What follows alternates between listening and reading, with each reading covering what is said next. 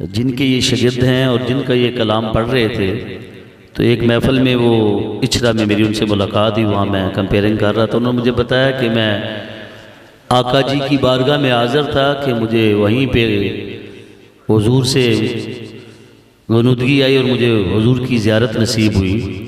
زوری صاحب کہتے ہیں کہ حضور نے فرمایا کہ تو نے میری بڑی نعتیں لکھی ہیں لیکن میری ماں کا تو نے ذکر نہیں کیا۔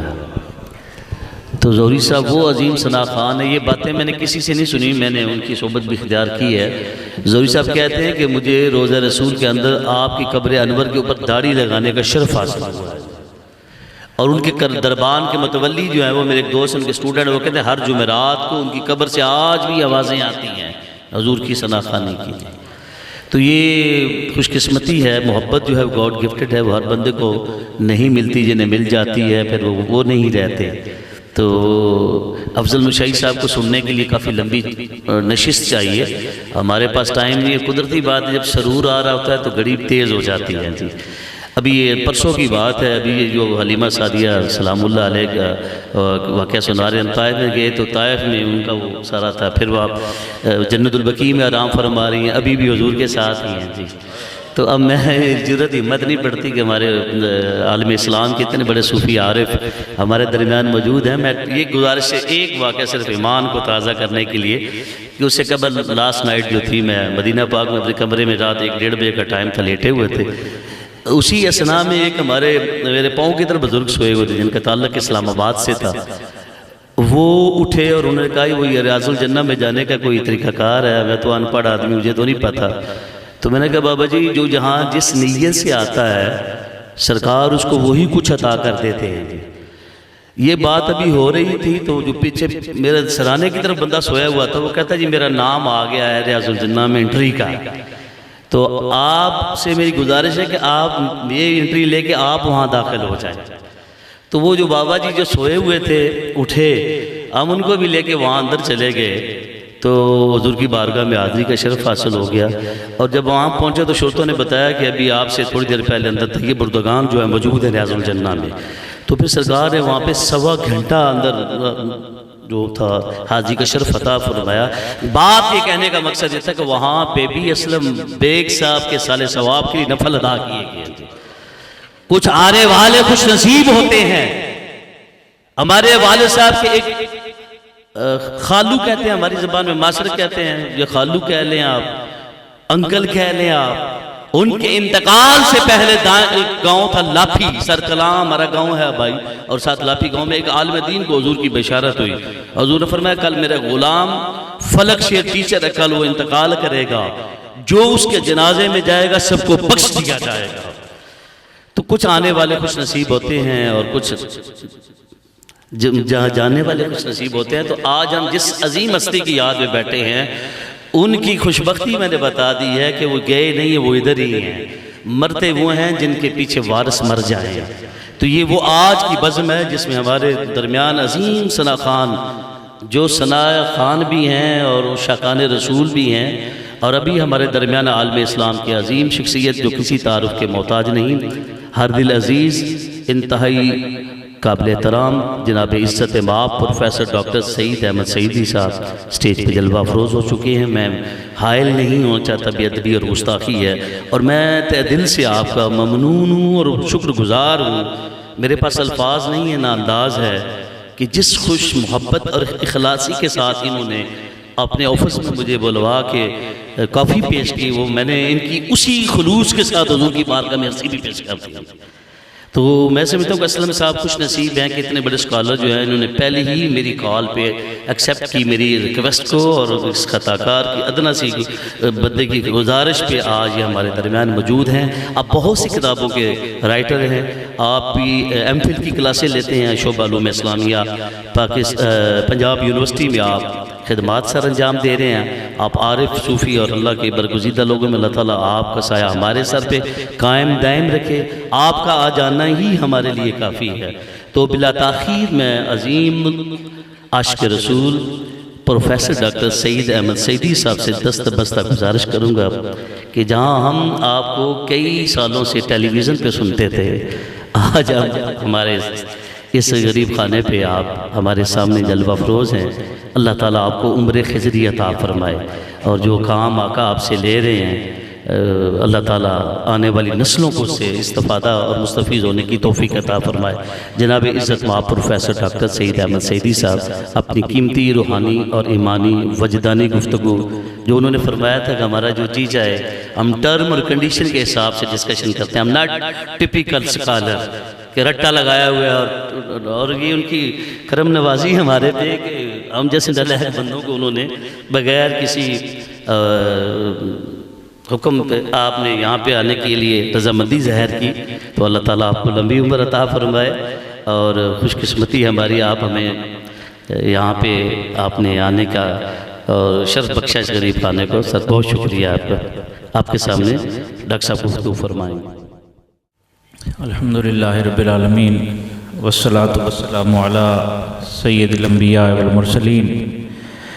اما بعد فاعوذ باللہ من الشیطان الرجیم.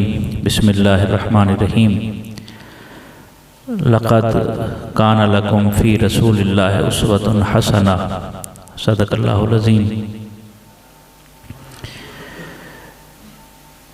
میزبان محفل جناب ریحان بیگ صاحب، ان کی فیملی، برادران اسلام، خواتین و حضرات، السلام علیکم ورحمۃ اللہ وبرکاتہ. یہ شکریہ تو مجھے ادا کرنا چاہیے علامہ شہزاد صاحب کا. انہوں نے بڑی محبت سے دعوت دی اور پھر مدینہ پاک میں مقدس مقامات پر یاد رکھا. ہم آپ کی محبتوں کے مقروض ہیں. اللہ تعالیٰ آپ کے اس سفر میں کی گئی ساری باتوں کو، دعاؤں کو شرف قبول عطا فرمائے. ہم ایک ایسی نشست میں ہیں جہاں پڑھے لکھے لوگ موجود ہیں اور عملی زندگی سے ہم وابستہ ہیں. تو چند بنیادی باتیں میں آپ کے سامنے رکھنے کی کوشش کروں گا. جس طرح مجھے ریحان صاحب نے ارشاد فرمایا کہ جن کا تعلق ہماری عملی زندگی سے ہو اور کچھ نہ کچھ ہم قرآن و سنت سے موتی اپنے دامن میں سجا کر، سنوار کر اور سنبھال کر لے جائیں. بحیثیت انسان اگر ہم غور کریں اور دیکھیں تو اس کائنات کی جو تخلیق ہے اس کی بنیاد حسن کے اوپر ہے، اور اس کائنات کے حسن کا جو گل سرسبد ہے وہ حضرت انسان ہے. اب اسی کو لے کے ہم تھوڑا سا آگے چلتے ہیں اور پھر اس کو سمجھنے کی کوشش کرتے ہیں. ایک حسن وہ ہے جو کائنات میں ہے، وہ نظم و ضبط کا حسن ہے. ایک حسن وہ ہوتا ہے جو اعتقادات میں ہوتا ہے، عقیدے کا حسن. وہ یقین جو ہوتا ہے وہ عقیدے کا حسن ہے. ایک حسن عمل کا ہوتا ہے، وہ اخلاص ہے اور دوام ہے، اس کے اوپر ہمیشگی اختیار کی جائے. ایک حسن معاملات کا ہے، اسے حسن اخلاق کہا جاتا ہے. اور ایک حسن جو ہے وہ روح کا ہے، جسے احسان کہا جاتا ہے کہ اپنے رب کی اس طرح عبادت کرو گویا کہ اسے دیکھ رہے ہو. تو یہ حسن کی مختلف جہتیں ہیں. ہم انسان سے شروع کرتے ہیں. اللہ تعالیٰ نے حضرت انسان کا جہاں تذکرہ فرمایا تو چار قسمیں اٹھائیں اور پھر اپنی قدرت کے اس شاہکار کا ذکر فرمایا. مثلاً والتین والزیتون وطور سینین وہذا البلد الامین لقد خلقنا الانسان فی احسن تقویم. مجھے انجیر کی قسم، مجھے زیتون کی قسم، مجھے طور سینہ کی قسم، مجھے اس امن والے شہر کی قسم، یعنی مکہ مکرمہ کی. یقیناً ہم نے انسان کو بڑے ہی حسین سانچے میں ڈھالا ہے. یعنی رب قسمیں کھا رہا ہے. اور یہ پہلو بھی بڑا دلچسپ ہے کہ انسان کی تخلیق کا مقصد ہے کیا؟ الذی خلق الموت والحیات لیبلوکم ایکم احسن عملا۔ اگر اس کو بھی تھوڑا سا ہم پیچھے لے جائیں، میں اس کو ریلیٹ کر دوں، اللہ تعالیٰ اپنے آپ کو احسن الخالقین کہتا ہے۔ اور کیوں کہتا ہے؟ اس لیے نہیں کہ اس نے آسمانوں کو بنایا، زمین کو بنایا، پہاڑ بنائے، شمس و قمر کا نظام چلایا، نہیں، بلکہ کیوں احسن الخالقین ہے؟ سنیں سورہ مومنون، وَلَقَدْ خَلَقْنَا الْإِنسَانَ مِنْ سُلَالَةٍ مِّنْ طِينٍ، ہم نے انسان کو مٹی سے بنایا، ٹھیکری سے، ثُمَّ جَعَلْنَاهُ نُطْفَةً فِي قَرَارٍ مَّكِينٍ، پھر جب تخلیق انسانی کا سلسلہ شروع ہوا جناب آدم علیہ السلام سے، تو پھر ہم نے اس کو پانی کی ایک بوند کی شکل میں انتہائی قرار کی جگہ پر رکھا۔ ثُمَّ خَلَقْنَا النُّطْفَةَ عَلَقَةً، پھر اس پانی کی بوند کو جمے ہوئے خون میں تبدیل کیا، بظاہر جمع ہوا خون، چونکہ خون جم جائے تو اس میں زندگی نہیں رہتی، اس میں تو زندگی کا پورا پروسیس ہوتا ہے۔ تخلیق انسانی کا جو مرحلہ ہے، مرحلہ وار وہ چل رہی ہوتی ہے۔ آگے سنیں، فَخَلَقْنَا الْعَلَقَةَ مُضْغَةً، پھر اس جمے ہوئے خون کو ہم نے گوشت کے لوتھڑے میں تبدیل کیا۔ فَخَلَقْنَا الْمُضْغَةَ عِظَامًا، پھر اس گوشت کے لوتھڑے میں ہڈیاں پیدا کی۔ فَكَسَوْنَا الْعِظَامَ لَحْمًا، پھر ان ہڈیوں کے اوپر یہ ریشم جیسی جو جلد ہے یہ جلد چڑھائی۔ ثُمَّ أَنشَأْنَاهُ خَلْقًا آخَرَ، پھر اس میں روح پھونک کر اسے ایک نئی مخلوق بنا دیا۔ سارے مرحلے ذکر کر کے دعویٰ کیا کیا؟ فَتَبَارَكَ اللَّهُ أَحْسَنُ الْخَالِقِينَ، بس برکتوں، بڑی برکتوں والا ہے اللہ جو احسن الخالقین ہے۔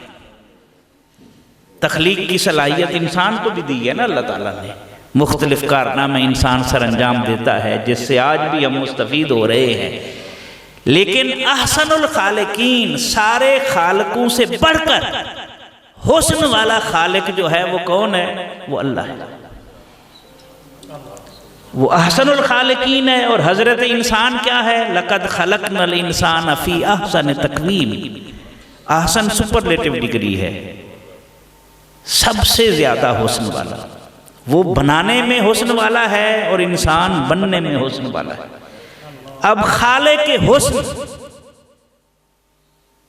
پیکر حسن سے طالب حسن ہے، کیا ہے؟ خالق حسن پیکر حسن سے کیا ہے؟ طالب حسن ہے۔ اور وہ کیا طالب حسن ہے؟ سنیں، تبارک الذی بیدہ الملک وہو علی کل شیء قدیر، بڑی برکتوں والی ذات ہے جس کے دست قدرت میں ساری بادشاہتیں ہیں اور وہ ہر چیز پر قادر ہے۔ الذی خلق الموت والحیات لیبلوکم ایکم احسن عملا، جس نے زندگی اور موت اس لیے تخلیق فرمائی کہ وہ تمہیں آزمانا چاہتا ہے کہ عمل میں حسن کس کا زیادہ ہے۔ خالق حسن پیکر حسن سے طالب حسن ہے۔ یہ ایک دلچسپ بات ہے، یہ حسن ہر جگہ وہ دیکھنا چاہتا ہے۔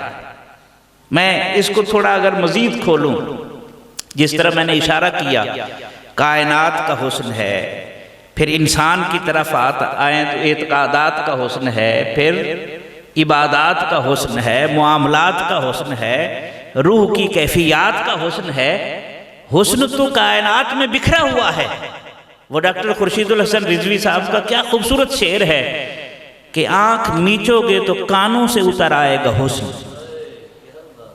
آنکھ میچو گے تو کانوں سے اتر آئے گا حسن، سیل کو دیواروں در سے واسطہ کوئی نہیں۔ حسن تو اثر انداز ہوتا ہے، اور وہ کبھی آواز کی صورت میں، کبھی سراپا کی صورت میں، کبھی تخلیق کی صورت میں، کبھی فن کی صورت میں، یہ تو بکھرا ہوا ہے کائنات میں، اسے ڈھونڈنے کی ضرورت ہے۔ اور صرف اتنا نہیں ہے، سنیں، اللہ تعالی ہر اس عمل کو جسے ہم نیکی کہتے ہیں نا، اسے اللہ نے حسنہ قرار دیا ہے۔ حسنہ، حسنہ کیا ہے؟ ذات حسن، حسن والا عمل، یعنی وہ عمل جس میں حسن کا خیال رکھا جائے وہ حسنہ ہے۔ تو جس عمل میں حسن کے تقاضے پورے ہوں، حسن نیت ہے، حسن اخلاص ہے، حسن عمل ہے، جس میں حسن کے تمام تقاضے پورے ہوں وہ حسنہ ہے، اور جو حسن کے معیار سے گر جائے وہ سیئہ ہے، جسے ہم برائی کہتے ہیں۔ دعا کیا سکھائی گئی ہمیں؟ ربنا آتنا فی الدنیا حسنۃ وفی الآخرۃ، پیکر حسن سے، رب طالب حسن ہے بھائی، اور وہ چاہتا ہے کہ اس کے اخلاق سے حسن جھلکے، اس کے کردار سے حسن جھلکے، اس کے معاملات سے حسن جھلکے۔ اور اس کی آگے میں مثالیں بھی عرض کرتا ہوں، سیرت طیبہ کو ہم دیکھ کر اس کو مزید کھولتے ہیں وقت کے مطابق۔ ایک اور چیز اس میں دیکھیں، یہ بھی بڑی اہم بات ہے، اللہ تعالیٰ نے انسان کو یہ بھی تو فرمایا ہے وَقُولُوا لِلنَّاسِ حُسْنًا، کہ لوگوں سے بات کرنی ہے تو حسن کے ساتھ بات کرو۔ قرآن ہے یہ۔ اشفاق احمد مرحوم فرمایا کرتے تھے، لوگ کہتے ہیں جی ہم قرآن پڑھتے ہیں ہمیں سمجھ نہیں آتا، ہم سے تو ساری زندگی اس ایک آیت کے حصے پر عمل نہیں ہو سکا، وَقُولُوا لِلنَّاسِ حُسْنًا، کہ لوگوں سے بات کرنی ہے تو حسن کے ساتھ بات کرو۔ حسن سے کیا مراد ہے؟ لفظوں کا اچھا انتخاب کرو، لب و لہجہ اچھا ہو آپ کا، بات سمجھ آئے، دل کے اندر اتر جائے، تو رب چاہتا ہے۔ اچھا اس پر بھی بس نہیں، آگے سنیں، اللہ فرماتا ہے میرے راستے کی طرف بلانا ہے نا، تو کیسے بلاؤ؟ سنیں، ادعو الی سبیل ربک بالحکمت، اپنے رب کے راستے کی طرف بلائیے حکمت کے ساتھ۔ حکمت کا معنی دانائی، والموعظۃ الحسنہ، اور ایسی نصیحت کے ساتھ جس میں حسن پایا جائے۔ حسنہ، حکمت کا تعلق عقل کے ساتھ ہوتا ہے، واعظ کا تعلق دل کے ساتھ ہوتا ہے، اس کے ساتھ بھی حسنہ کی تاکید لگائی ہے کہ اگر آپ نے کسی کو نصیحت کرنی ہے، ٹھیک ہے وہ آپ کی دل کی گہرائیوں سے نکلی ہے، لیکن الفاظ کا انتخاب سوچ کر کرنا ہے، کسی کی دل آزاری نہ ہو آپ کی نصیحت سے، انسانیت کی توہین، تذلیل اور تحقیر نہیں ہونی چاہیے۔ اور اگر کبھی ڈیبیٹ کی صورت سامنے آئے تو وہ بھی فرمایا وَجَادِلْهُمْ بِالَّتِي هِيَ أَحْسَنُ، اگر گفتگو کرنی پڑے تو سب سے حسین طریقے سے ڈیبیٹ کرو۔ اور آج جس دور میں ہم جی رہے ہیں، لفظ کلہاڑی بنے اور بات آری ہو گئی، کاٹتی ہے نا، لفظ کلہاڑی بنے اور بات آری ہو گئی، مجھ سے کل بے ساختہ تخریب کاری ہو گئی، بغیر سوچے سمجھے ہم لفظوں کا انتخاب کرتے ہیں اور بغیر سوچے سمجھے بولتے ہیں، ہمیں نہیں اندازہ ہوتا کہ اس کے اثرات کیا ہوں گے۔ میں ایک حدیث پاک کا حوالہ دے دوں یہاں پر، رسالت مآب صلی اللہ علیہ وسلم نے ارشاد فرمایا قیامت والے دن جب میزان عدل لگایا جائے گا نا اور نامہ اعمال تولا جا رہا ہوگا، تو سب سے وزنی چیز جو اس نامہ اعمال میں ہوگی نا، من خلق حسن، وہ اخلاق ہے جس میں حسن کے تقاضے پورے کیے گئے۔ اور پھر کیا ہم میں سے ہر شخص نہیں چاہتا کہ ہمیں رسول اللہ صلی اللہ علیہ وسلم کا قرب ملے؟ چاہتا ہے نا، آپ کی شفاعت ملے، آپ کا قرب ملے، آپ کی معیت نصیب ہو، چاہتا ہے کہ نہیں چاہتا؟ صحیح مسلم کی حدیث ہے، رسالت مآب صلی اللہ علیہ وسلم نے نسخہ بتایا، قیامت والے دن تم میں سے سب سے زیادہ میرے نزدیک وہ لوگ ہوں گے احاسنکم اخلاقا، جن کے اخلاق تم میں سے زیادہ حسن والے ہوں گے۔ یہاں نمازوں کا ذکر نہیں ہے، وہ فرض ہے، روزے فرض ہے، رمضان آنے والا ہے، حج فرض ہے، زکوٰۃ فرض ہے، نامہ اعمال جس سے وزنی ہوگا وہ میرا اور آپ کا حسن اخلاق ہے، جسے ہم بھلا چکے ہیں۔ ہماری نسل سوشل میڈیا پر جب تبصرے کرتی ہے جس سے اختلاف ہو تو پہلا کمنٹ ہی لعنت سے شروع ہوتا ہے۔ ہمیں واپس آنا ہوگا اپنے اصل کی طرف اور ان چیزوں کو دل میں بسانا ہوگا۔ یہ رب کا فرمان ہے، ادفع باللتی ہی احسن۔ اللہ نے فرمایا ولا تستوی الحسنۃ ولا السیئۃ، حسن کے معیار پر پورا اترنے والا عمل اور حسن کے معیار سے گر جانے والا عمل، ایک نیکی ہے اور ایک برائی ہے، یہ برابر نہیں ہو سکتے۔ ادفع باللتی ہی احسن، اگر کبھی نیکی کا برائی کے ساتھ مقابلہ ہو، اچھے طریقے سے، خوبصورت طریقے سے، حسین طریقے سے اپنا دامن بچا کر گزر جاؤ، اس لیے کہ کیچڑ میں پڑنے سے چھینٹے ہی پڑیں گے نا۔ ادفع باللتی ہی احسن۔ حضرت یحییٰ بن معین رحمۃ اللہ علیہ بہت بڑے محدث ہیں، امام مالک رحمۃ اللہ علیہ کے لیول کے، وہ جا رہے تھے تو اللہ نے بڑی عزت دی تھی، شہرت دی تھی، تو حاسد بھی ہوتے ہیں، تو کسی نے ان کو گالی دی، تو آپ کے ساتھ ایک آدمی جا رہا تھا، اس نے آپ کا کندھا پکڑا اور متوجہ کیا حضرت فلاں شخص نے آپ کو گالی دی ہے۔ آپ نے گالی دینے والے کی طرف نہیں دیکھا، جس نے متوجہ کیا تھا اس کی طرف دیکھا اور دیکھ کر فرمانے لگے بھائی اگر میں نے گالی کے جواب میں گالی ہی دینی ہے تو اتنا علم کس لیے حاصل کیا ہے؟ ادفع باللتی ہی احسن۔ یہ پہلو سمجھنے سے تعلق رکھتا ہے، اور جتنا اس کو آگے بڑھائے یہ بہت آگے بڑھ سکتا ہے۔ کسی موقع پر اس کو پھر کھولنے کی کوشش کریں گے، میں تھوڑا سا موضوع کو آگے بڑھانا چاہتا ہوں۔ اچھا، پھر اللہ تعالیٰ نے یہ بھی ارشاد فرمایا وَمَن يَقْتَرِفْ حَسَنَةً نَزِدْ لَهُ فِيهَا حُسْنًا، کہ تم میں سے کوئی شخص جب حسن والے عمل کی طرف آگے بڑھتا ہے، قدم بڑھاتا ہے، اسے اچھا کرنے کی کوشش کرتا ہے، اس کے تقاضے پورے کرنے کی کوشش کرتا ہے، کوئی شخص جب حسن والے عمل کی طرف آگے بڑھتا ہے نزد لہو فیہا حسنا، ہم اس کے حسن میں اضافہ کر دیتے ہیں۔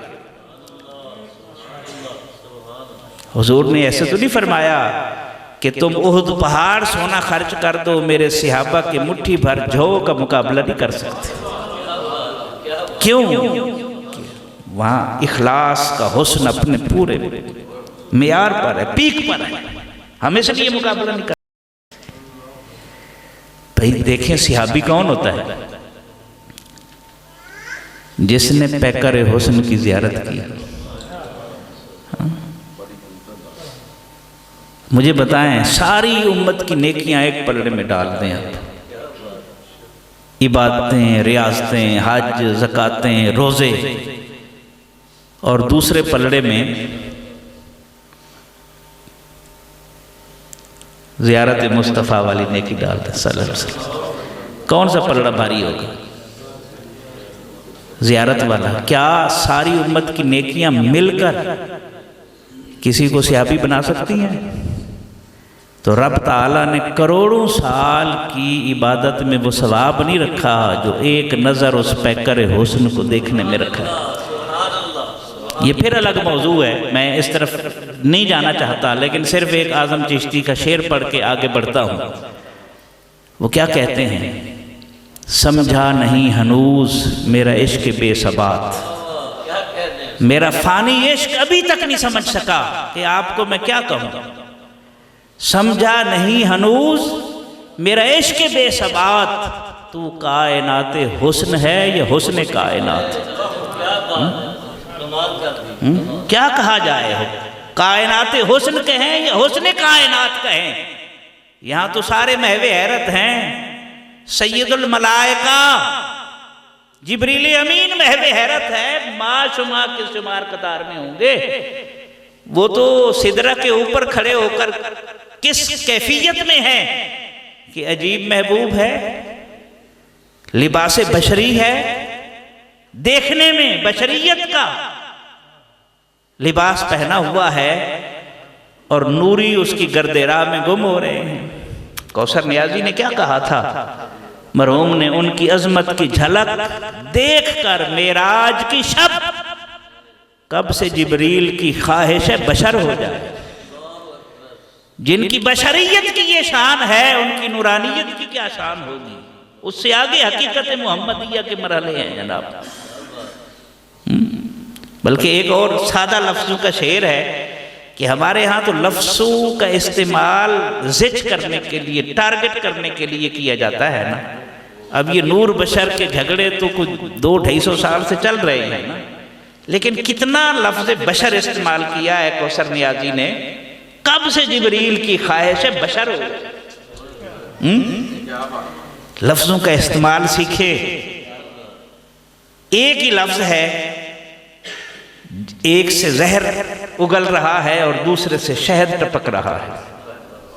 ایک اور لفظ سنیں، آپ کرتے ہیں، کریں نور و بشر پر جھگڑا، مجھ کو ہم مسلک جبریل امی رہنے دو۔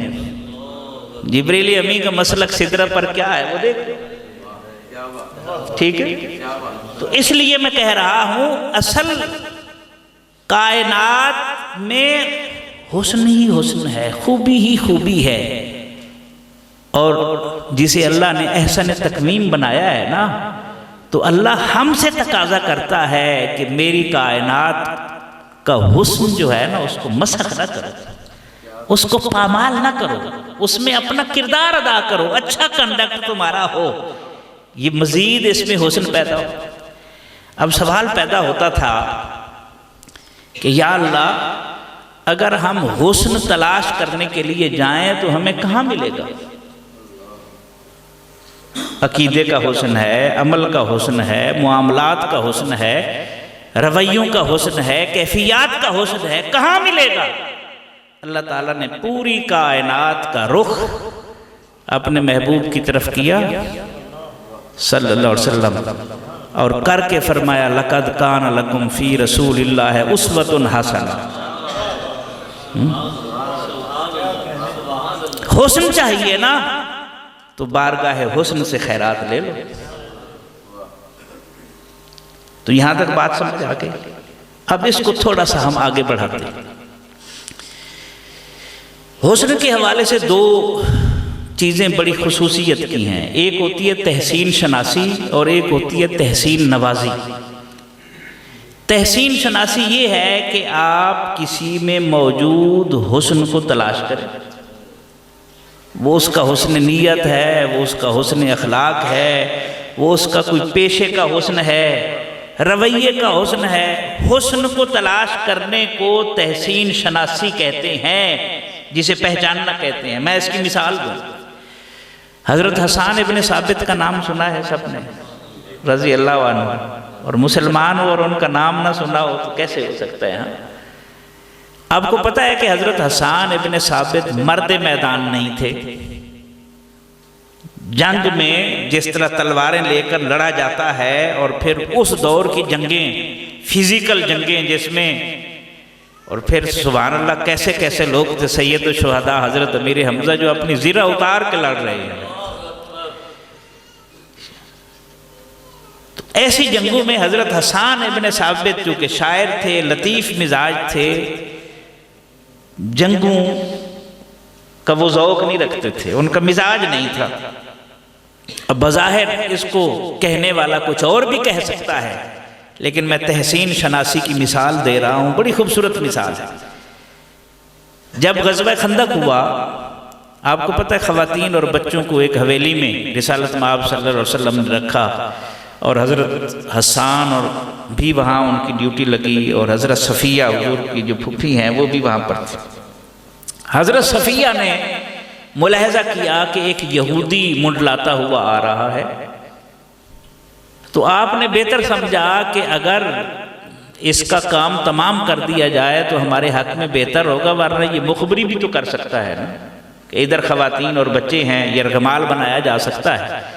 تو حضرت صفیہ نے حضرت حسان کو کہا حسان تلوار لو اور اس یہودی کا سر قلم کر دو۔ تو انہوں نے کہا اگر میرے اندر یہ طاقت ہوتی، صلاحیت ہوتی تو میں میدان جنگ میں نہ ہوتا۔ آپ نے معذرت کر، آپ نے خیمے کی وہ تناب اکھیڑی اور وہ تناب یہودی کے سر میں ماری حضرت صفیہ نے۔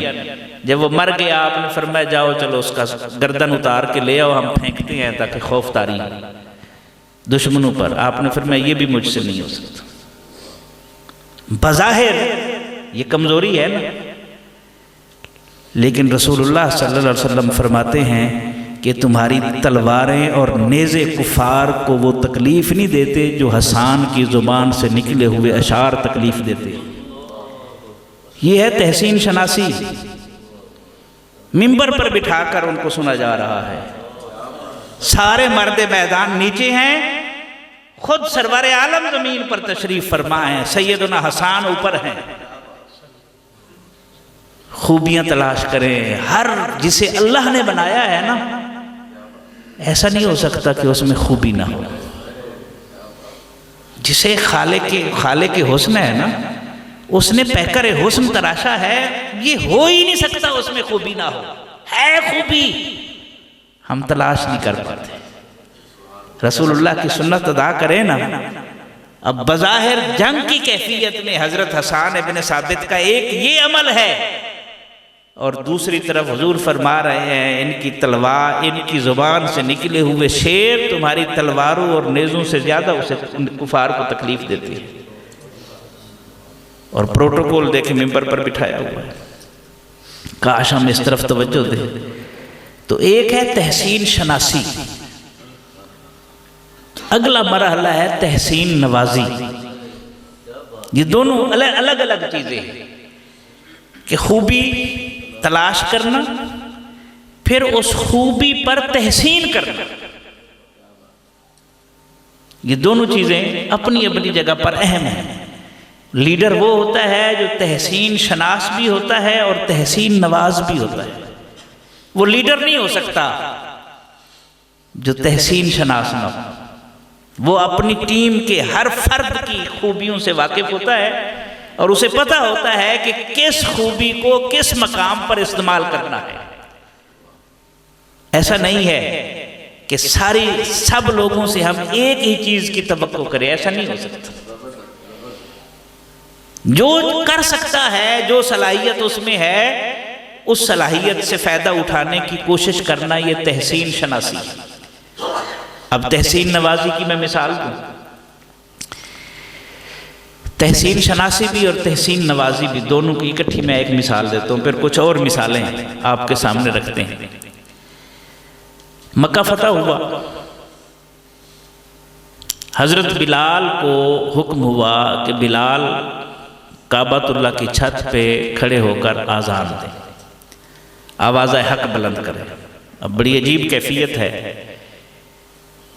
احادیث مبارکہ میں یہ سارا واقعہ، اس کا پس منظر جو ہے وہ موجود ہے۔ جب حضرت بلال کو حکم دیا جا رہا تھا تو سخت قسم کے تبصرے آئے کفار کی طرف سے، لفظ بھی نامناسب تھے، ظاہر ہے ابھی وہ مسلمان نہیں ہوئے تھے، دشمن۔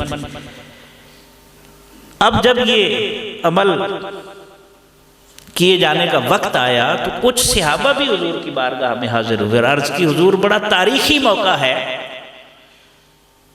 اگر یہ شرف کسی قبیلے کے سربراہ کو بخشا جائے کعبے کی چھت پہ کھڑے ہو کر آذان دینے کا، ہو سکتا ہے پورا قبیلہ مسلمان ہو جائے۔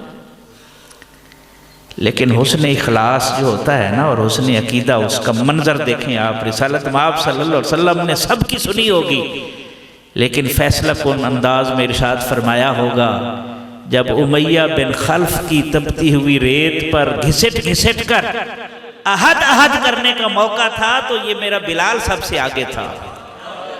آج کعبۃ اللہ کی چھت پہ کھڑے ہو کر اللہ اکبر کہنے کا مرحلہ آیا ہے تو یہ شرف بھی میرے بلال کو بخشا جائے گا۔ تحسین نوازی کی مثال دیکھیے اپنے، تحسین شناسی اور تحسین نوازی دونوں۔ اب جب حضرت بلال آذان دے رہے ہیں، کفار کے چند لڑکے اس آذان کی نقل اتارنے لگے۔ اب ظاہر ہے ایک فاتح مکہ ہے اور کفار سرنڈر کر چکے ہیں اور وہ رحم کی بھیک مانگنے کے لیے منتظر ہیں۔ ایسی حالت میں جوانی آپ کو پتہ ہے مستانی ہوتی ہے، لڑکپن کی عمر نفع نقصان سے ماورا ہو کر سٹیپ لے لیتی ہے اس عمر میں نظر، تو ایسے ہی انہوں نے نقل اتار دی۔ اب رسول اللہ صلی اللہ علیہ وسلم نے پوچھا یہ کس کی آواز ہے؟ حضرت بلال کی آواز کے پیچھے تو صحابہ کرام دوڑے، چند لڑکے تھے ان کو پکڑ کے لے آئے۔ آپ نے پوچھا یہ کس کی آواز تھی بھائی؟ تو چونکہ ابو محذورہ جو ہے وہ جہیر و صوت تھے، ان کی اونچی آواز تھی بھی بڑی خوبصورت، تو کہنے لگے یہ ابو محذورہ کی آواز تھی۔ تو حضور صلی اللہ علیہ وسلم نے فرمایا باقی سب کو چھوڑ دو، ابو محذورہ کو روک لو، لڑکے ہیں اب وہ بیٹھے ہوئے ہیں، اب عقل آنی شروع ہو گئی کہ یہ بلندر ہو گیا، یہ تو فاتح مکہ ہے، ہم تو شکست کھا چکے ہیں، وہ سارا خوف۔ جیسے ہی رسالت مآب صلی اللہ علیہ وسلم معاملات سے فارغ ہوئے نا، آپ متوجہ ہوئے ابو محذورہ کی طرف جو لڑکے ہیں اور فرمانے لگے ابو محذورہ تیری آواز بڑی خوبصورت ہے۔ بھی آواز کا حسن کس نے رکھا ہے؟ اللہ نے۔ تو کسی کی خوبی کی تحسین کرنا در حقیقت اللہ کی حمد ہے۔ آپ نے فرمایا ابو محذورہ تیری آواز بڑی خوبصورت ہے، یعنی کافر باپ کے کافر بیٹے میں خوبی ہے، آواز کا حسن ہے، رحمت للعالمین اس کی بھی تحسین فرما رہے ہیں۔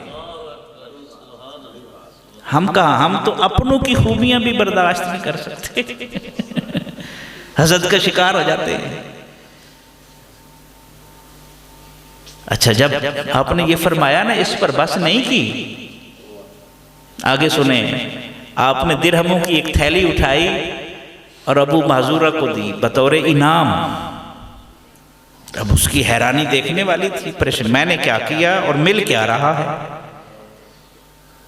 آپ نے پھر اپنے قریب کیا اسے اور سر پر بھی ہاتھ پھیرا اور سینے پر بھی ہاتھ پھیرا اور فرمایا بارک اللہ علیک و بارک اللہ فیک،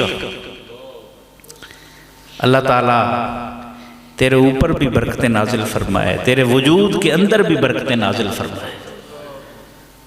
بس اس کے بعد کیا ہونا تھا پھر؟ ان کی محفل میں نصیر، ان کے تبسم کی قسم، دیکھتے رہ گئے ہم ہاتھ سے جانا دل کا۔ ابو محذورہ عرض کرتے ہیں حضور مجھے کلمہ پڑھائیں۔ کلمہ پڑھ لیا۔ جب حضور نے کلمہ پڑھا دیا نا، یہاں ایک بڑی دلچسپ بات ہے۔ رسالت مآب صلی اللہ علیہ وسلم نے ان کے سر پر جو ہاتھ پھیرا تھا نا، ابو محذورہ نے اس حصے کے بال پھر آخری سانس تک نہیں کٹوائے، زمین تک بال آتے تھے، لپیٹ لپیٹ کے رکھتے تھے کہ حضور کا دست نبوت لگا ہے۔ اچھا پھر سلسلہ رکا نہیں ابھی، تحسین نوازی دیکھیں تو صحیح، ہم کہاں کھڑے ہوئے ہیں، تھوڑا کمپیئر کریں نا۔ اس نفرت زدہ ماحول میں کوئی کسی کو برداشت کرنے کے لیے تیار نہیں ہے۔ وہ کسی نے کہا نا، ہم تو سنی سنائی کے اوپر فتویٰ داغنے والی قوم بن گئے نا، سنی سنائی پر ایک پوسٹ آئی آگے لگا دی، پھر آگے لگا دی، پھر تحقیق کی نہیں۔ اور فساد ہماری وجہ سے، اس غیر ذمہ دارانہ رویے کی وجہ سے پھوٹتا ہے۔ وہ راحت سرحدی کا شعر ہے، سنی سنائی پہ لشکر کشی سے بہتر تھا تو دیکھ لیتا اگر مجھ سے گفتگو کر کے۔ اتنا ہی تو مسئلہ ہے سارے کا سارا، یہیں سے سارے رولے پڑتے ہیں، لیکن ہم میں سے کوئی تحقیق کرنے کے لیے اللہ ماشاءاللہ تیار ہی نہیں، تبصرہ کر دیتے ہیں۔ تو حضرت ابو محذورہ کہتے ہیں یا رسول اللہ صلی اللہ علیہ وسلم ایک گزارش ہے۔ آپ نے فرمایا ابو محذورہ بتاؤ، مانگو کیا چاہیے؟ کہنے لگے آپ تو پھر مدینے واپس چلے جائیں گے تو بلال بھی تو ساتھ چلے جائیں گے، ادھر ایک مؤذن کی ضرورت ہوگی تو آپ مجھے مکے کا مؤذن بنا دیں۔ آپ نے پنر جاؤ تجھے مکے کا مؤذن بنا دیا۔ کافر باپ کا کافر بیٹا آیا تھا آذان کا مذاق اڑانے، لیکن اس کی خوبی کی جو شناس ہے نا، تحسین شناسی اور پھر تحسین نوازی نے اسے مکے کا مؤذن بنا دیا۔ اب تھوڑا سا ریلیٹ کریں، ہماری مسجدوں میں جو آنے والے بچے ہیں ان کے ساتھ ہمارے بابے جو حال کرتے ہیں، تو ہاف سلیوز ہے، سلیو لیس ہے، تیرے ٹخنے ننگے نہیں ہیں، تیرا بیٹھنے کا بھئی ان کو آنے تو دیں، پہ آئیں گے 1 سال 2 سال مہینہ 2 مہینے سیکھ جائیں گے۔ مسجد کو آپ نے خوف کا ماحول کیوں بنا دیا ہے؟ بچہ مسجد میں قدم رکھے، آپ کے چہرے پر مسکراہٹ آ جائے، شکر کریں کہ ہماری اگلی نسل نمازی ہوگی۔ جس مسجد کی پچھلی صفوں میں بچوں کی آوازیں نہیں آتی، اس قوم کی اگلی نسل نمازی نہیں ہوتی۔ تھوڑا سا پیار سے بولے تو صحیح، جو بچہ پتہ نہیں کیا چھوڑ کے وہ آیا بیٹھا ہے، موبائل چھوڑ کے، گیمیں چھوڑ کے، پتہ نہیں بےہودگی کے جو مرحلے ہیں ان سے بچ کے اگر وہ مسجد میں آ گیا ہے، ہمیں تو ویلکم کرنا چاہیے، ہمیں تو اس کی تحسین کرنی چاہیے، تاکہ جب آواز حق بلند ہو اللہ اکبر کا، اس کا دل مسجد کی طرف کھینچا چلا ہے۔ ہم تو پرسنل توجہ دینے کے لیے تیار ہی نہیں کسی پر، ہم تو دل آزاری کرنا جانتے ہیں، ٹھیک ہے، تذلیل تحقیر ایسا نہیں کرنا، یہ رسول اللہ صلی اللہ علیہ وسلم کی ہرگز سنت نہیں، ہرگز سنت نہیں۔ میں اس کی 1-2 اور مثالیں دیتا ہوں، کیونکہ ہم نے اس کو چند منٹ بعد سمیٹنا ہے۔ ہم اصل میں رات کے پرندے ہیں نہیں، سارا دن صبح اٹھے ہوتے ہیں تو جلدی سو جاتے ہیں۔ چند ایک مثال میں اور دوں اس کی۔ رسالت مآب صلی اللہ علیہ وسلم نے تحسین شناسی اور تحسین نوازی کے صدقے سے ہی وہ لوگ تیار کر دیے نا، وہ رجال کار تیار کر دیے کہ ایک ایک فرد جہاں اس کی ڈیوٹی لگی ہے اس نے نقشہ بدل کے رکھ دیا۔ 2 مثالیں میں اس کی دوں آپ کو۔ حضرت مصعب بن عمیر رضی اللہ عنہ، ان کو یثرب بھیجا گیا اور سارے کے سارے یثرب کا نقشہ بدل کے رکھ دیا۔ ان کو لوگ دیکھتے گئے، ان کے ڈائلاگ کو، ان کے اسلوب گفتگو کو، ان کے عمل کو، حسن عمل کو، وہ مسلمان ہوتے گئے۔ حضور تو افتتاح فرمانے گئے نا، یثرب کو مدینہ بنانا، کام تو حضرت مصعب کر چکے تھے۔ نوجوان، بزرگ نہیں تھے، نوجوان۔ دوسری مثال حضرت جعفر بن ابی طالب،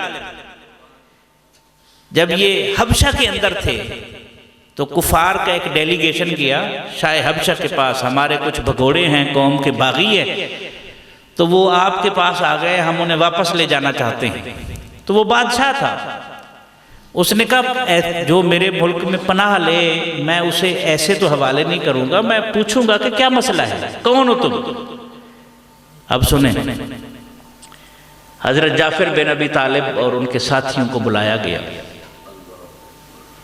جب بلایا گیا تو کنورسیشن ہوئی، شاہ حبشہ نے، قریش مکہ نے اپنا ویو پوائنٹ دیا۔ شاہ حبشہ نے جب ان سے پوچھا اور کچھ سوال جواب ہوئے، اتنا خوبصورت ڈائلاگ کا اسلوب تھا، اتنا حسن مکالمہ تھا کہ حضرت جعفر بن ابی طالب کے حسن گفتار نے شاہ حبشہ کو مسلمان کر دیا۔ تاثیر کا آپ اندازہ لگا سکتے ہیں۔ نوجوان، وقت کا بادشاہ جو عیسائی ہے وہ مسلمان ہو گیا، کلمہ پڑھ رہا ہے۔ آپ اعتماد تو کریں اپنی نسل پر۔ اگر آپ اپنی نسل پر اعتماد نہیں کریں گے تو مستقبل کیسے روشن ہو سکتا ہے؟ ذمہ داریاں دیں، یہ سیکھیں گے، اور رسول اللہ صلی اللہ علیہ وسلم نے دی۔ حضرت زید بن ثابت نوجوان ہیں جو کاتب وحی ہیں، آخری لشکر کی روانگی کا جو حضور نے حکم دیا اس کے سپہ سالار کون تھے؟ حضرت اسامہ۔ اور اس لشکر میں شامل کون ہیں؟ حضرت ابو بکر، حضرت عمر، حضرت عثمان، حضرت علی۔ تو اس طرف ہمیں آنا ہوگا، اور ہم خوش نصیب ملک ہیں، 60% سے زیادہ نوجوان ہیں، لیکن ہم ان کی پلیسمنٹ نہیں کر پائے، ان کے پوٹینشل سے ہم فائدہ نہیں اٹھا پائے، مایوسی میں دھکیل رہے ہیں ہم ان کو۔ ہمارے ایک دوست ہیں سید لخت حسنین شاہ صاحب، وہ کہتے ہیں ڈاکٹر صاحب میں نے پوری دنیا گھومی ہے، سارے ممالک میں نے دیکھے ہیں، سچی بات یہ ہے کہ پاکستان جیسا ملک نہیں ہے اور پاکستانیوں جیسی قوم نہیں ہے۔ آج بھی اس گئے گزرے دور میں بھی اس قوم کا محسن ہوگا وہ جو اس قوم کو مایوسی کی دلدل سے نکالے گا۔ ہمیں ڈپریسڈ کر دیا گیا ہے، میڈیا، سوشل میڈیا نیگیٹو خبریں دے دے دے دے کہ ہمیں ساری خرابیاں ہمیں نظر آتی ہیں۔ بھائی ایسا نہیں ہے، مثبت سوچیں، حسن تلاش کریں، خوبیاں تلاش کریں، آپ کو مل جائیں گی۔ اچھا سیکنڈ لاسٹ بات میں کرنے لگا ہوں، کچھ مثالیں میں دیتے ہوئے گفتگو کو اختتام کی طرف لے جانا چاہتا ہوں۔ یہ عشرہ مبشرہ کیا ہیں؟ یہ بھی تو تحسین شناسی اور تحسین نوازی ہی ہے نا۔ ہاں، ابو بکر فی الجنہ، عثمان فی الجنہ، عمر فی الجنہ، علی فی الجنہ، تحسین نوازی نہیں؟ یہ حضرت ابو عبیدہ بن الجراح کون ہے؟ حضور نے فرمایا ہر امت کا ایک امین ہوتا ہے، میری امت کا امین ابو عبیدہ بن الجراح ہے۔ حضرت عمر فرماتے تھے اگر ابو عبیدہ زندہ ہوتے تو میں اپنے بعد ان کو خلیفہ نامزد کرتا، جنہیں حضور نے اپنی امت کا امین قرار دیا۔ یہ کون ہے؟ ایک صحابی تھے، سبحان اللہ، حضور صلی اللہ علیہ وسلم نے ایک یہودی کے ساتھ سودا کیا، حضرت خزیمہ تھے، خزیمہ۔ تو وہ جب آپ پیسے لینے کے لیے جانے لگے، بات مکمل ہونے کے بعد، تو پیچھے سے ایک اور بندہ آ گیا، اس نے بولی دی، تو اس نے وہیں سے پکارا یا محمد صلی اللہ علیہ وسلم، یہ گھوڑا لینا ہے لے ورنہ میں بیچ رہا ہوں۔ آپ بڑے حیران ہوئے کہ ایسے بھی ہوتا ہے۔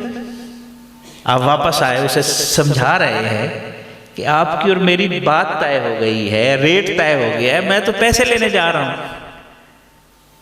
وہ کہنے لگا نہیں کوئی بات نہیں ہوئی، پھر گیا جس طرح پاؤں کے اوپر کھڑے کھڑے لوگ پھر جاتے ہیں، پھر گیا، کوئی بات نہیں ہوئی۔ آپ اسے سمجھا رہے ہیں تو کہنے لگا اچھا آپ کہتے ہیں بات ہوئی ہے تو گواہ لائیں۔ اب تو حضور کے علاوہ اور اس کے علاوہ تیسرا بندہ تو تھا نہیں۔ اسی دوران حضرت خزیمہ بن ثابت کا کہیں گزر ہوا تو اس نے دیکھا کہ ایک یہودی یا عربی الجھ رہا ہے حضور سے۔ آپ اسے سمجھا رہے ہیں، آ کے کہنے لگے، عرض کرنے لگے یا رسول اللہ صلی اللہ علیہ وسلم کیا معاملہ ہے؟ آپ نے فرمایا یہ بات ہوئی ہے، یہ سودا ہوا ہے، میں قیمت لینے جا رہا تھا، اب یہ کہتا ہے کوئی سودا نہیں ہوا، گواہ لے آؤ۔ جیسے ہی حضرت خزیمہ نے سنا نا، بے ساختہ کہا میں گواہی دیتا ہوں آپ نے سودا کیا ہے۔ یہ عقیدے کا حسن دیکھیے آپ، ایمان کا حسن دیکھیے، اللہ اکبر کبیرہ۔ جیسے ہی یہ کہا نا تو رسول اللہ صلی اللہ علیہ وسلم نے فرمایا خزیمہ آپ تو تھے ہی نہیں، آپ کیسے گواہی دیں گے؟ آپ تو تھے ہی نہیں، موجود ہی نہیں تھے۔ سنیں کیا کہتے ہیں، انی اصدقکم اخبار السماوات۔ یا رسول اللہ صلی اللہ علیہ وسلم آپ نے فرمایا اللہ ہے، ہم نے مان لیا، ہم نے تو نہیں دیکھا۔ جنت دوزخ، اتنی بڑی آسمانی خبروں کی آپ کے کہے ہوئے پر ہم تصدیق کر رہے ہیں، تو یہ کیسے تصور ہو سکتا ہے کہ دنیا کے ایک چھوٹے سے معاملے میں آپ سے غلط بیانی کا ارتکاب؟ حضور بڑے خوش ہوئے، آپ نے فرمایا خزیمہ جاؤ، آج سے تیرے اکیلے کی گواہی 2 کے برابر ہے۔ اور اس کے اثرات ہوئے، جب قرآن پاک کی تدوین ہو رہی تھی، ایک جگہ اکٹھا کیا جا رہا تھا تو حضرت ابوبکر صدیق کا حکم تھا کہ قرآن کا وہ حصہ اکٹھا کیا جائے جس کے 2 گواہ، یعنی سورہ ناس اگر ہے 2 لوگوں کے پاس ہو تو وہ درج کی جائے، ایک آدمی کی درج نہ کی جائے۔ اور کچھ آیات وہ تھی جو صرف حضرت خزیمہ کے پاس تھی، اور وہ کہیں باہر گئے ہوئے تھے، واپس آئے تو مدینے کے ماحول میں افسردگی تھی۔ پوچھا کیا وجہ ہے؟ انہوں نے کہا جی سارا قرآن جمع ہو گیا ہے، کچھ آیات رہ گئی ہیں وہ نہیں مل رہی، اور ہم سارے پریشان ہیں کہ اللہ کی کتاب کی حفاظت ہم سے نہیں ہو سکی۔ تو وہ کہنے لگے وہ میرے پاس ہے، وہ آیات میرے پاس ہیں۔ تو وہ ساتھی کہنے لگا اسے خبر نہیں تھی، اس نے کہا مسئلہ تو وہی کا وہی ہے، امیر المومنین کا حکم ہے، خلیفۃ الرسول کا حکم ہے کہ وہ حصہ قرآن کا شامل کرنا ہے جس کے کتنے گواہ ہوں۔ تو حضرت خزیمہ نے فرمایا شاید آپ کو علم نہیں ہے، سرکار نے میرے اکیلے کی گواہی کو 2 کے برابر قرار دیا۔ یہ پذیرائی ہے۔ حضرت سعد، سیکنڈ لاسٹ بات میں کرنے لگا، حضرت سعد بن ابی وقاص، یہ بھی عشرہ مبشرہ میں سے ہیں۔ احد کا موقع ہے، اچانک حملہ ہوا ہے، مسلمانوں کے ایک دفعہ قدم اکھڑ گئے تھے، آپ کو پتہ ہے وہ جگہ بھی موجود ہے جہاں سے پیچھے سے خالد بن ولید نے حملہ کیا تھا، اس وقت مسلمان نہیں تھے۔ تو ایسی حالت میں چند لوگ تھے جو حضور کے ساتھ جمے رہے اینڈ تک نا، اس حالت میں حضرت سعد تیر چلا رہے ہیں۔ تحسین نوازی دیکھنا، تحسین شناسی اور تحسین نوازی، سبحان اللہ۔ آپ نے دیکھا تیر نکلا ہے کمان سے، نشانے پر بیٹھا ہے، پھر دوسرا تیر، پھر تیسرا۔ آپ نے دیکھا تو فرمایا ارم یا سعد فداک ابی و امی، سعد تیر چلاتے رہو، میرے ماں باپ تیرے اوپر قربان۔ حضرت علی فرماتے ہیں یہ جملہ حضرت سعد کے علاوہ حضور نے کسی کے لیے نہیں فرمایا۔ یعنی اتنی بڑی تحسین نوازی ہو سکتی ہے جب تک لیڈر کے اندر اتنی محبت نہ ہو نا، اس کی ٹیم کے لوگ اس پر جان نہیں دے سکتے، اس کے ساتھ اخلاص کا مظاہرہ نہیں کر سکتے۔ چونکہ مجھے ریحان صاحب نے کہا تھا یہاں تاجر پیشہ لوگ زیادہ ہوں گے، اس لیے دانستہ میں نے یہ باتیں کی۔ آپ سوسائٹی کی جو تاجر ہوتے ہیں، بزنس مین ہوتے ہیں، وہ سوسائٹی ایک جسم ہے، اس کی روح تو آپ ہے، اس کا بلڈ آپ ہے، دولت بلڈ کی طرح ہے جو پورے معاشرے کو سپلائی ہو رہی ہوتی ہے۔ اس لیے اگر آپ خوشحال ہوں گے، آپ کا بزنس ترقی کرے گا تو ملک ترقی کرے گا، ہم سارے خوشحال ہوں گے۔ اور آخری بات، سبحان اللہ، حضرت امیر خسرو رحمۃ اللہ علیہ، حضرت خواجہ نظام الدین اولیاء رحمۃ اللہ علیہ کے پاس ایک نعت لکھ کر آئے، 7 زبان شاعر تھے، 7 زبانیں جانتے تھے۔ حضرت امیر خسرو سے خواجہ نظام پاک کا بڑا محبت کا رشتہ تھا، بڑا عشق کا۔ آپ فرماتے تھے کہ اگر اللہ مجھ سے پوچھے گا کہ میرے لیے کیا لائے ہو تو میں اس ترک کا سوز پیش کروں گا۔ اتنا درد، اتنا گداز، اتنی کیفیت۔ اور آپ یہ بھی فرماتے تھے اگر شریعت اجازت دیتی تو میں حکم دیتا کہ امیر خسرو ساتھ ایک ہی قبر پہ دفن کیا جائے۔ اور وہ بھی عاشق تھے، یہ پھر الگ موضوع ہے، لیکن میں صرف واقعہ سنانا چاہتا ہوں۔ تو نعت لکھی اور لے آئے، مرشد نے تحسین فرمائی کہ خسرو خوب لکھا ہے، لیکن ساتھ ہی فرمایا خسرو آپ نے بہت اچھا لکھا ہے، لیکن شیخ سعدی کی ربائی کا جواب نہیں ہے۔ بالغ الغلا بکمال ہی کشف الدجی بجمال۔ اگلے دن پھر لکھی نعت، پھر لے آئے، مرشد نے تحسین فرمائی، داد دی، جملہ وہی بولا، سعدی کی ربائی کا جواب نہیں۔ تیسرے دن پھر لکھی، 3-4 دن جب ہوا نا تو ایک دن عرض کرنے لگے حضور سعدی بھی شاعر تھے، میں بھی شاعر ہوں، لیکن یہ راز کیا ہے؟ آپ نے فرمایا اچھا واقف ہونا چاہتے ہو؟ جی حضور۔ آپ نے فرمایا اچھا ٹھیک ہے،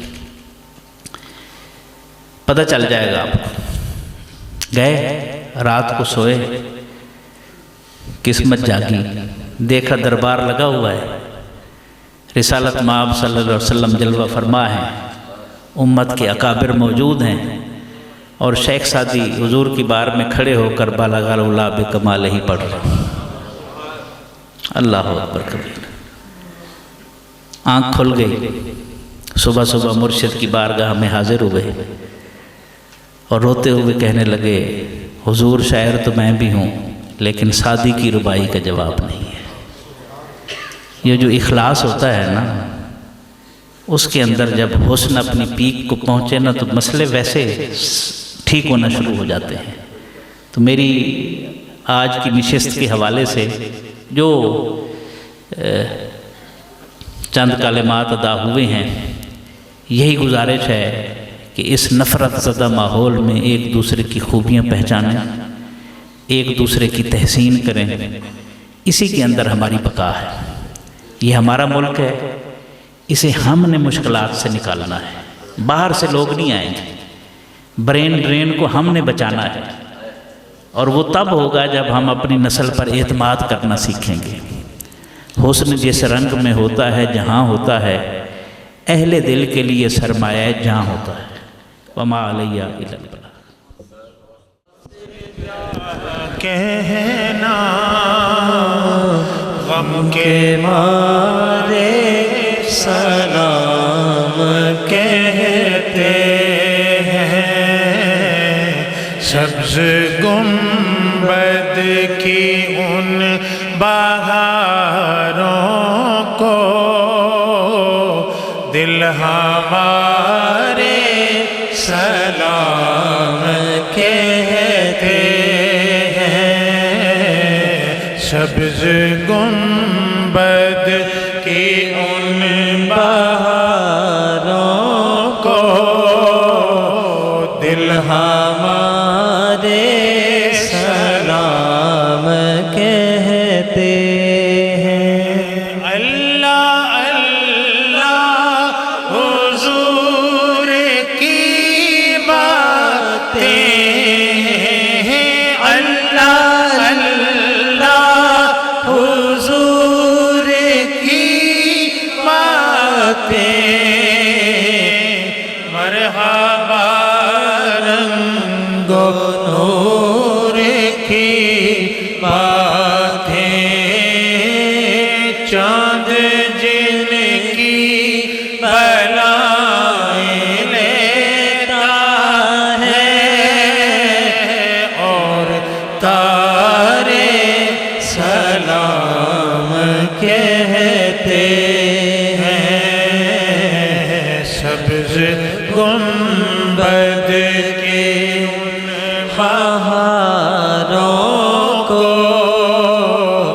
دل ہمارے سلام کہتے ہیں۔ زائر طیبہ تو مدینے میں، پیارے آقا سے اتنا جا کہنا، زائر طیبہ تو مدینے میں،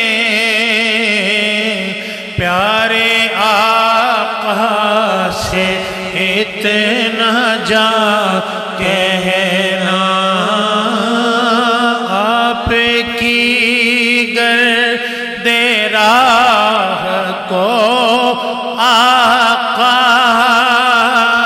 آپ کی گرد راہ کو آقا، دل ہمارے سلام کہتے ہیں۔ ذکر تھا آخری مہینے کا، تذکرہ چھڑ گیا مدینے کا، حاجیوں مصطفیٰ سے جا کہنا،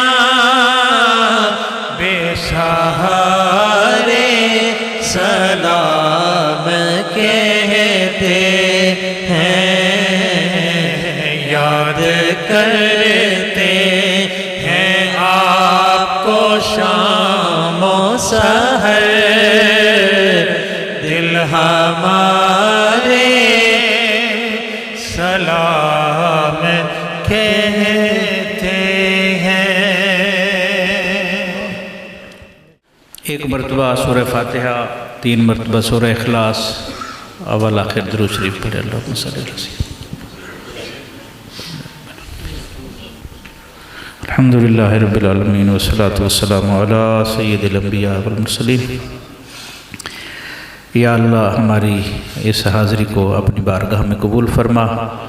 ریحان صاحب اور ان کے اہل خانہ نے جو یہ محفل سجائی، جو دوست اس میں تشریف لائے، جس حیثیت میں تشریف لائے، جس طرح تشریف لائے، ہماری مائیں بہنیں، یا اللہ سب کی حاضری کو اپنی بارگاہ میں قبول فرما، اور اس سب کا ثواب نبی کریم صلی اللہ علیہ وسلم کے وسیلہ جلیلہ سے تمام انبیاء کرام علیہم السلام، ابوین کریمین، امہات المومنین، اہل بیت اطہار، صحابہ کرام، تابعین، تبع تابعین، محدثین، صلحاء، عرفاء، علماء، سب کی بارگاہ میں پیش کرتے قبول فرما۔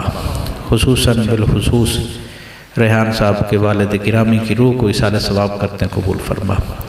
یا اللہ اس مبارک نشست کے صدقے بیماروں کو شفا یابی کی نعمت عطا فرما، پریشان حالوں کی پریشانیاں دور فرما، بے روزگاروں کو عزت والا روزگار عطا فرما۔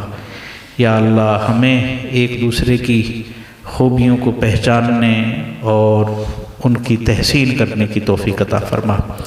یا اللہ ہمیں ایک دوسرے کو برداشت کرنے کی توفیق عطا فرما، ایک دوسرے کا سہارا بننے کی توفیق عطا فرما۔ یا اللہ جو مسلمان اس دنیا سے رخصت ہوئے ان کی مغفرت فرما، دنیا کے کسی کونے میں جہاں کہیں مسلمان آباد ہیں ان کے ایمان، عزت و آبرو، جان، مال اور اولاد کی حفاظت فرما۔ یا اللہ پاکستان کو بقا اور سلامتی عطا فرما، پاکستان کو سیاسی، سماجی، معاشی، تعلیمی استحکام عطا فرما۔ یا اللہ ہم تیری بارگاہ میں وہی دعا کرتے ہیں جو ہمارے آقا نے قرآنی دعا ہمیں سکھائی، ربنا آتنا فی الدنیا حسنۃ وفی الآخرۃ حسنۃ وقنا عذاب النار۔ اللہم یا رب بالمصطفیٰ بلغ مقاصدنا واغفر لنا ما مضی یا واسع الکرم، وصلی اللہ تعالی علی خیر خلقہ ونور عرشہ سیدنا و مولانا محمد وعلی آلہ واصحابہ وذریاتہ اجمعین برحمتک یا ارحم الراحمین، لا الہ الا اللہ۔